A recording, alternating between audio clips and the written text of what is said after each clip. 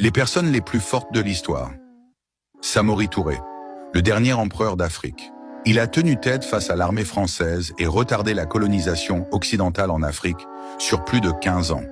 C'était l'empereur de l'actuelle Guinée, Côte d'Ivoire, Mali et Burkina. On estime que lors de leur bataille, la France et le Royaume-Uni, les deux plus grandes puissances au monde à l'époque, ont déployé plus de 52 000 soldats au cours des années, juste pour le capturer, avec environ 200 à 500 soldats à chaque bataille. Mais ils n'ont jamais réussi à l'avoir, car il leur infligeait des défaites littéralement humiliantes, malgré leur écrasante supériorité militaire. Certains de leurs soldats étaient des Africains eux-mêmes, mais il a été trahi par ses compagnons africains et capturé le 29 septembre 1898.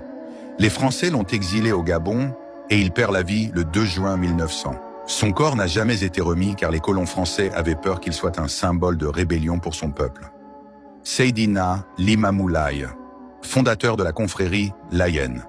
En 1884, il aurait fait reculer la mer instantanément de plus de 15 mètres après avoir tracé une petite ligne de 70 cm sur le sol, avec son pied évitant la mort de plusieurs milliers de personnes à Yoff, dans la ville de Dakar au Sénégal. La mer se serait stoppée et reculée immédiatement. Aujourd'hui, sa confrérie musulmane compte plus de 2 millions de fidèles au Sénégal. Benkei. Il a battu 999 samouraïs en duel sans perdre un seul combat au Japon. D'après les dires, il aurait également combattu des centaines de soldats sur le pont Gojo pendant 7 jours et 7 nuits et est mort debout après avoir été criblé de flèches en 1186 au nord du Japon.